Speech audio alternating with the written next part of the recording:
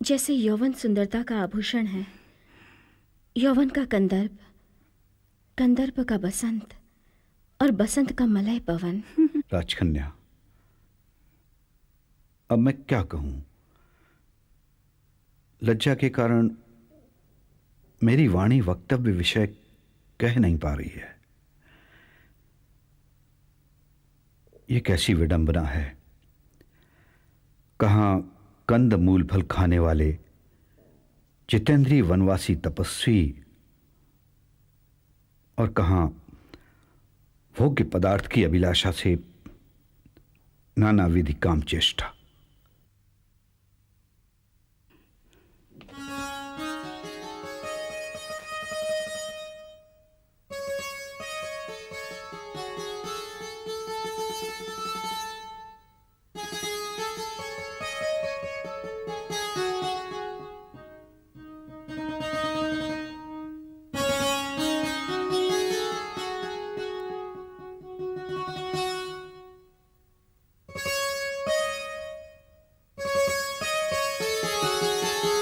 पुंडरीक, पुंडरीक, कहां हो तुम?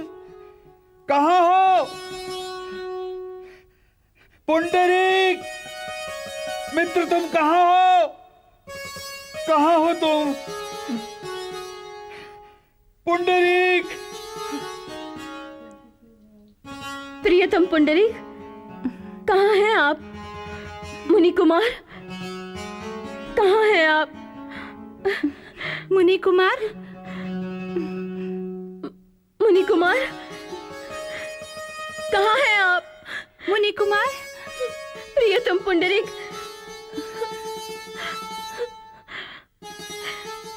कहाँ हैं आप?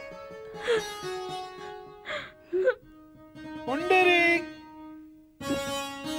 पुंडरीक, कहां चला गया? यहीं तो था। पुंडरीक, कहां हो तुम? प्रियतम पुंडरीक, कहाँ हैं आप? कहाँ हैं आप? मुनि कुमार, मुनि कुमार, मुनि कुमार, कहाँ हैं आप? कहाँ है मुनि कुमार? मुनि कुमार, प्रियतम, प्रियतम, प्रियतम, कहाँ है आप? प्रियतम पुंडरीक, कहाँ है आप? मुनि कुमार, प्रियतम, ओह, अब मैं क्या करूं? इस विरह वेदना को मैं कैसे सहूं? अरे दुरात्मा कामदेव, क्यों तू मुझे जला रहा है अपने विष बाणों से? अरे निर्दयी चंद्र, तूने ये क्या किया? क्यों दी तूने मुझे विरह पीड़ा? क्यों? अरे पिशाच, मैं तुझे अभिशाप देता हूं कि मेरी तरह तू भी मनुष्य योनि में जन्म लेकर विरह ताप में तड़पे। हाँ चंद्र, तू भी विरह ताप में तड़पे, मेरी तरह विरह पीड़ा में तड़पे। अरे ओ मलय पवन, अब तो तेरी अभिलाषा पूर्ण हुई ना? जा, तुझे जहां जाना है जा। अरे ओ श्वेत के तू पुत्र वत्सल, तेरा सर्वस्व हरण हो गया, तेरा सर्वस्व हरण हो गया। ओ धर्म, अब तुझे कोई स्वीकार नहीं करेगा, अब तुझे कोई स्वीकार नहीं करेगा। हाँ सरस्वती, तू तो विधवा हो गई। हाँ सत्य, तू तो अनाथ हो गया। हाँ स्वर्ग, तू तो शून्य हो गया, तू तो शून्य हो गया, तू तो शून्य हो गया, तू तो शून्य हो गया।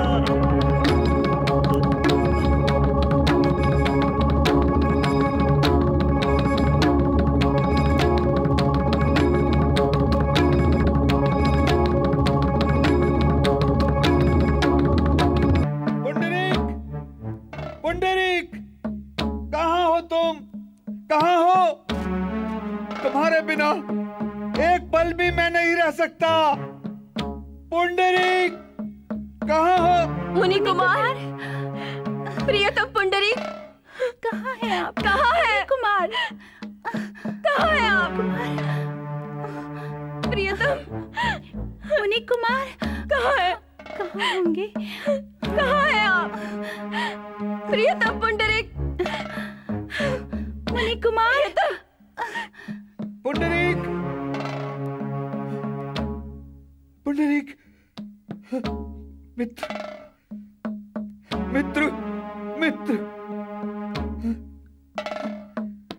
मित्र, प्रतीक्षा करो मित्र, मैं भी तुम्हारा अनुगामी होऊंगा। तरलिके, वो स्वर सुना? मेरा प्रियतम मुझसे दूर जा रहा है। तरलिके, शीघ्र ही चल, शीघ्र ही चल। पुंडरीक मित्र, ये तुम्हें प्रियतम,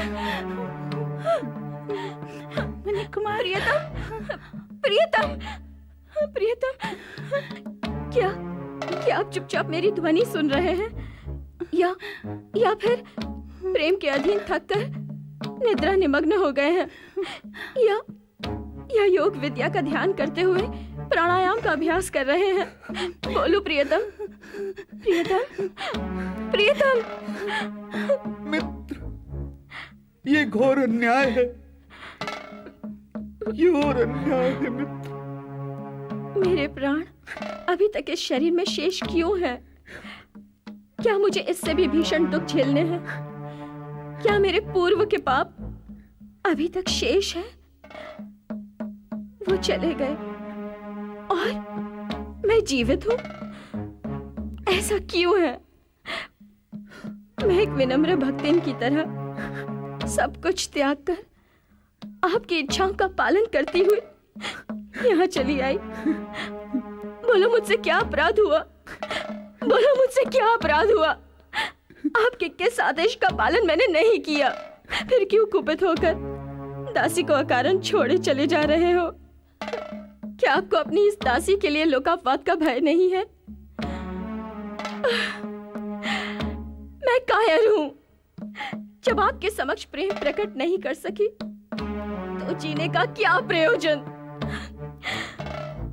हाँ, मैं कायर हूं, मैं पापिन हूं, किंतु मैं आपको न पाकर भी जीवित हूं, जीवित हूं।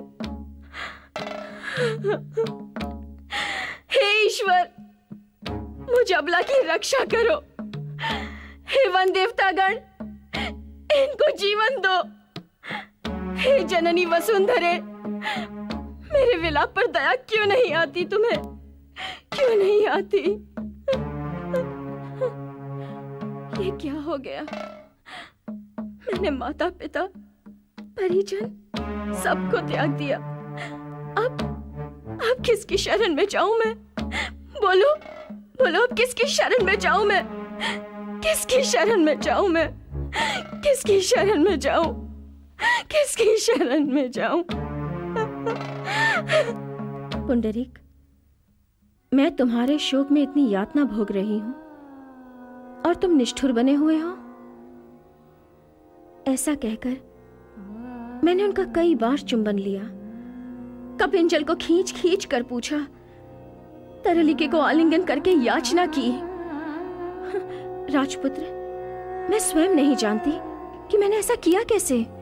भगवती, मुझ पापी ने आपके अतीत को एक बार फिर से नूतन कर दिया, जिससे आपकी ऐसी अवस्था हो गई। बस करिए।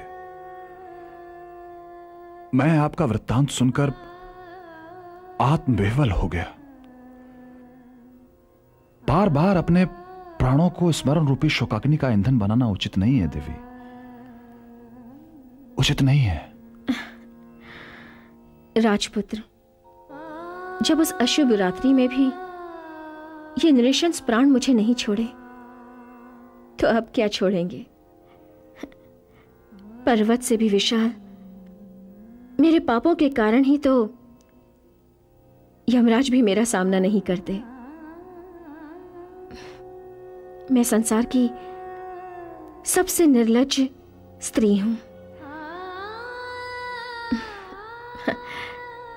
युवराज, मैं अब आपको वो आश्चर्यजनक घटना सुनाती हूं जिसके कारण मैं जीवित हूं।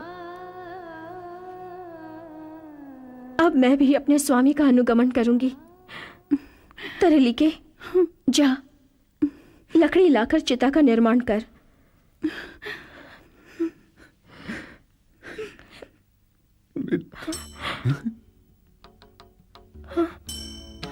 पुत्री महाश्वेते, तुम प्राण का परित्याग नहीं करना। पुंडरीक के साथ तुम्हारा सम्मिलन अवश्य होगा। हाँ बेटी, अवश्य होगा।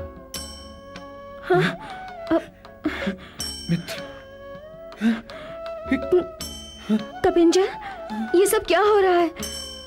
ए दुष्ट, मेरे मित्र को कहां ले जा रहा है? मित्र,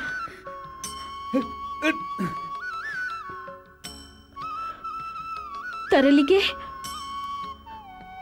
राजपुत्री, जो भी हो, वो कोई सामान्य पुरुष नहीं थे। उन्होंने प्रस्थान से पूर्व आपको पिता के भांति जो कुछ भी समझाया, वो सब मिथ्या नहीं हो सकता। इसलिए हे राजकुमारी, कृपया इस प्राण परित्याग के उद्यम से अपने मन को निवृत्त करें। वैसे भी मुनि कुमार कपिंजर उनके पीछे पीछे ही गए हैं। अतः मुनि कुमार के आने की प्रतीक्षा करें राजकन्या, उनकी प्रतीक्षा करें। जीवन तो अमूल्य है, कौन मरना चाहता है राजपुत्र? उस देव पुरुष का आश्वासन और कपिंजल की प्रतीक्षा ही मेरी मरीचिका है। मैं नहीं जानता कि अपनी कृतज्ञता कैसे प्रकट करूं देवी। ऐसी अवस्था में जब दुख आता है तो जीवन समाप्त करना अति सरल होता है, किंतु मृतक के साथ मरना मूर्खता है। ज्ञान इसका परामर्श नहीं देता। जब जीवन ने हमें नहीं छोड़ा तो हम इसे क्यों छोड़ें? भाग्य प्रबल होता है देवी। पुंडरीक लौटकर अवश्य आएंगे। पवित्र प्रेम की शक्ति से कुछ भी हो सकता है। महात्मा शालिनी, आपके वनवास रूपी विपत्ति के समय की वो सहायक और दुखभोग की सहचारी, आपकी परिचारिका, वो तरलिका कहां गई? महाभाग, गंधर्वों के राजा चित्ररथ और उनकी महारानी मदिरा देवी की पुत्री कादम्बरी मेरी बचपन की सहेली है। हमारा बचपन साथ साथ बीता। कादम्बरी मेरी आत्मा है। उसे मेरी वर्तमान अवस्था का पता चला तो उसने निश्चय किया कि जब तक मुझे मेरे पुंडरीक नहीं मिल जाते वो विवाह नहीं करेगी।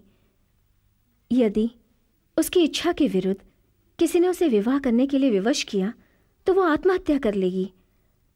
ये सुनकर मैं चुप कैसे रहती। इसीलिए तरलिके को मैंने उसे समझाने के हेतु भेजा है। ओहो, समय बहुत बीत चुका है, कृपया आप विश्राम करें। हम कल बात करते हैं।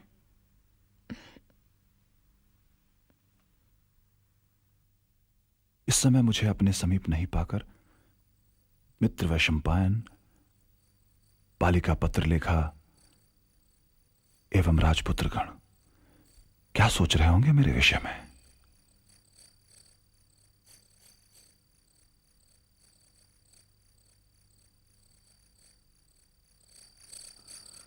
युवराज चंद्रापीड़ न जाने कहां चले गए। कहां ढूंढूं मैं उन्हें? क्या करूं मैं? आप चिंता छोड़िए वैशंपायन जी, हम उन्हें कल ढूंढ लेंगे। आज इस स्थान को छोड़ना उचित नहीं है, क्योंकि हमारा प्रस्थान युवराज को दिग्भ्रमित कर देगा।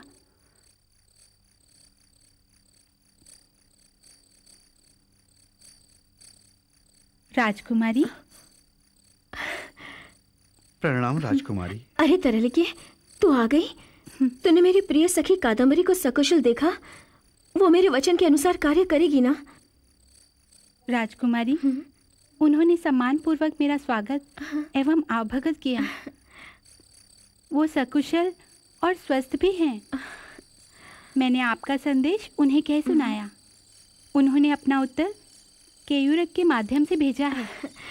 देवी जी, राजकुमारी कादम्बरी ने आपको कंठालिंगन करते हुए ये संदेश भेजा है।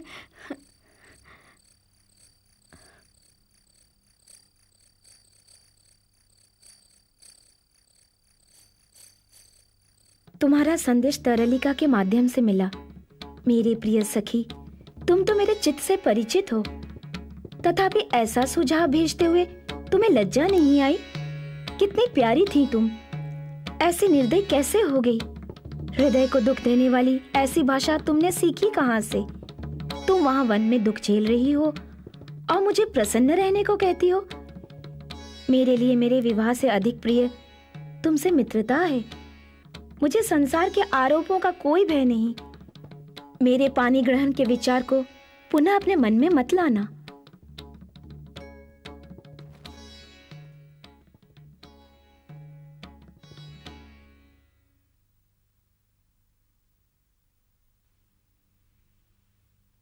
युवराज।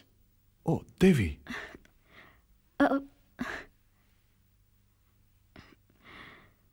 युवराज, हेमकुट पर्वत अत्यंत मनोहर है। गंधर्वों की राजधानी बहुत ही सुंदर है और कादम्बरी सरल हृदया एवं अत्यंत उदार प्रकृति की है। आप बिना कारण के ही बंधु बन गए हैं। यदि आपकी योजना में कोई अवरोध न आए तो मेरे अनुरोध की रक्षा हेतु केवल 1 दिवस के लिए मेरे साथ चलने की कृपा करें। देवी, मैं तैयार हूं।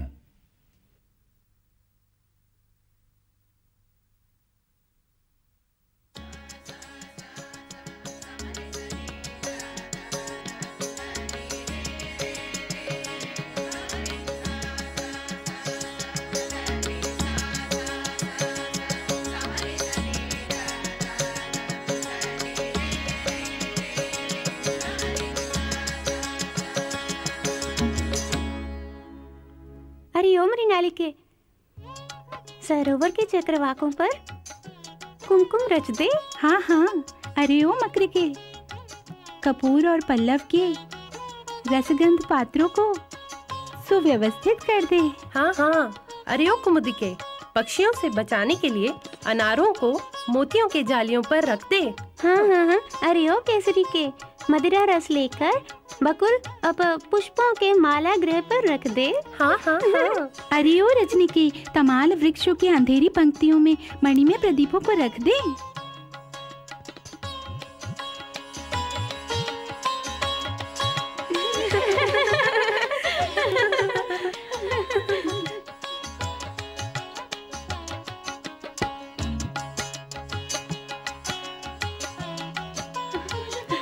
राजकुमार जी आ रहे होंगे, है ना?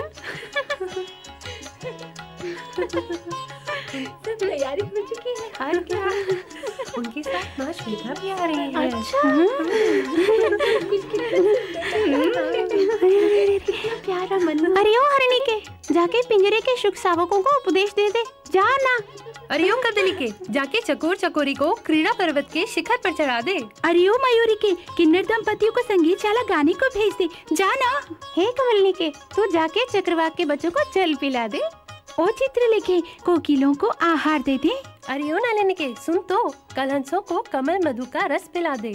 अरे ओ पल्लवी के, जाके चकोर के पिंजरे में चावल रख दे। जा ना तू।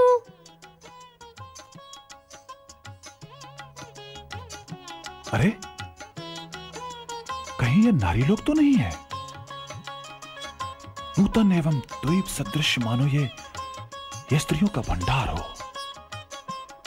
चंद्र किरणों से निर्मित ये महल अनुराग, श्रृंगार, सौंदर्य, मदन बाण, कौतुक, आश्चर्य, सौकुमारी एवं प्रेम से सुसज्जित लगता है। कहीं यहां की युवतियों का निर्माण लावण्य, प्रेम एवं विश्वास से तो नहीं किया गया है?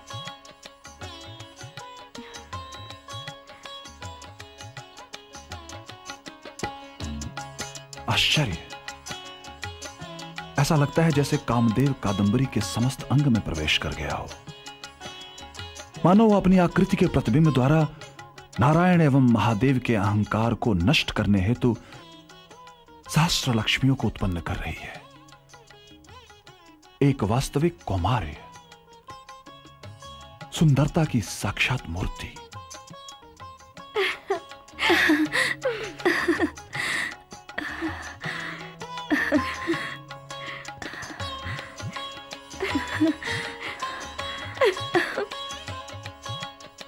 अरे ध्यान रख, ध्यान रख। तेरी तीव्र श्वासें तेरे वक्षस्थल को हिला रही हैं और तेरे हाथ किसी के स्पर्श के लिए व्याकुल हो रहे हैं और आनंद आंसू बनकर बाहर निकल रहा है। सखी कादम्बरी, मैं तेरा परिचय इनसे कराती हूँ। ये हैं भारतवर्ष के राजा तारापीड़ के पुत्र चंद्रपीड़।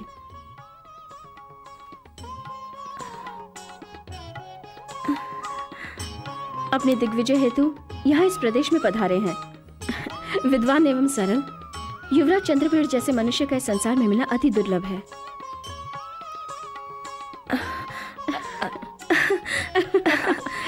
ये कदाचित मानव सभ्यता के विकास हेतु ही बने हैं। अब मैंने इनका परिचय भली भांति दे दिया है, इसलिए अपनी लज्जा एवं अविश्वास का परित्याग कर और इनसे मेरी तरह ही व्यवहार कर। अब ये तुम्हारे भी मित्र हुए।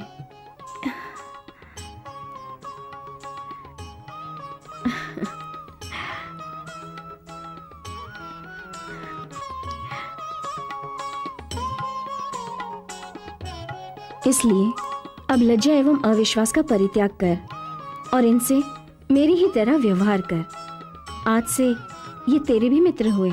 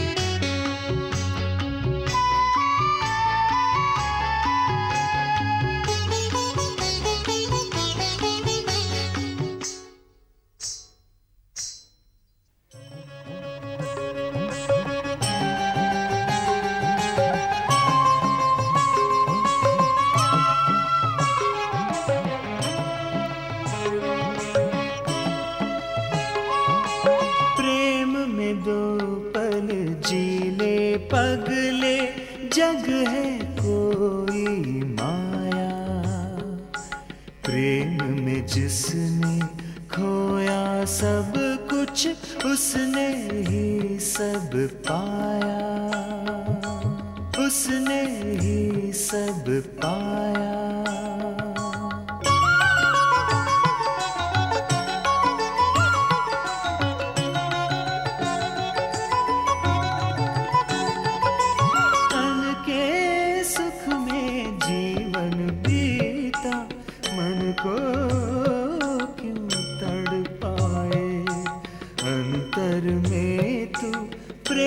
बसाले प्रेम ही पार लगाए, प्रेम ही पार